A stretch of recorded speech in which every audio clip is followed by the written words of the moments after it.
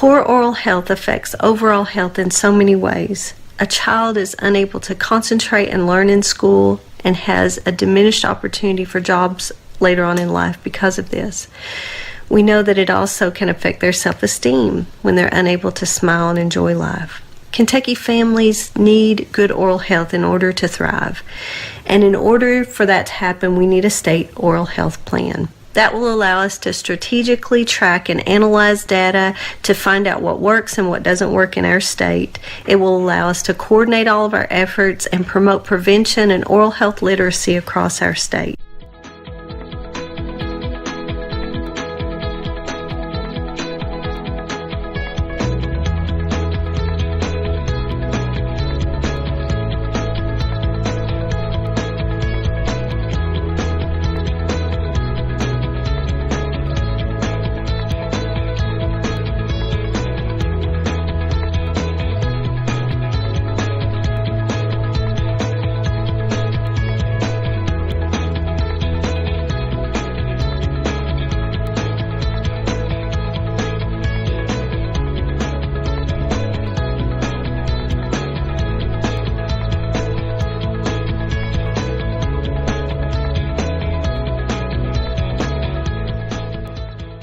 Hello, I'm Tim Feeley, Deputy Secretary of the Cabinet for Health and Family Services.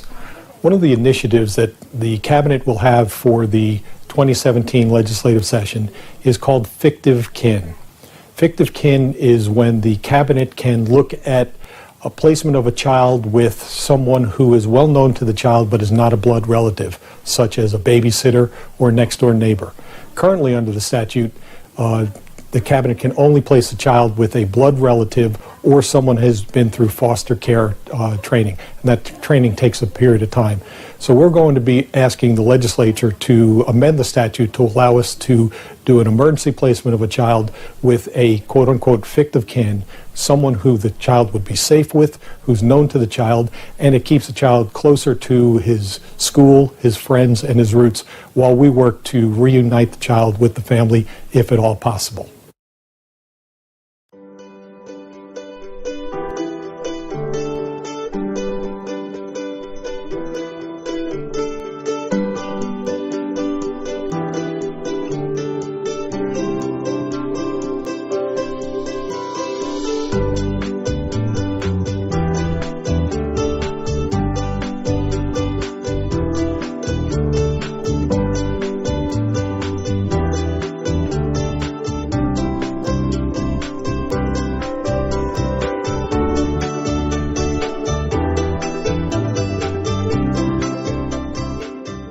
In 2014, Kentucky went about making the largest reforms to our juvenile justice system in decades. And those successful reforms are now a national model.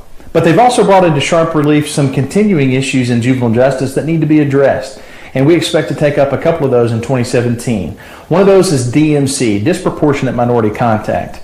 In Kentucky, we treat minority children more harshly and more often in the juvenile justice system than white children, which is clearly unacceptable. We want to collect the data to identify where that's happening and then develop plans within agencies to eliminate it.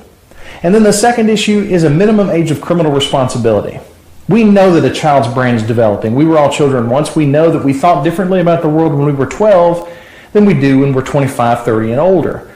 Our criminal justice system should reflect that. We shouldn't remove consequences, but those consequences should be reflective of that growth and development process for children. And I think there's a point at which we need to say conduct beneath this age, beneath this point, shouldn't be considered criminal. It should still be addressed. It should still have family involvement, but it shouldn't be treated as criminal and run the risk of putting that child on a path to criminal behavior for the rest of their lives. Those are just a couple of the issues that you're likely to see in the 2017 session related to juvenile justice here in Kentucky.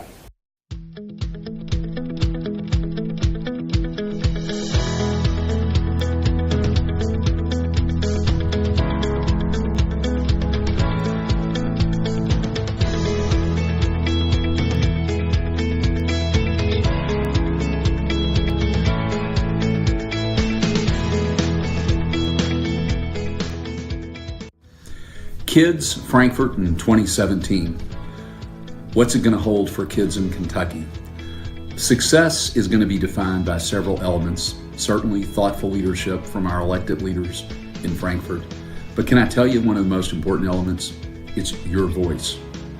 I'm humbled and I'm inspired by our partnership. And your voice is a key difference maker as we transform Kentucky into the best place in America to be young.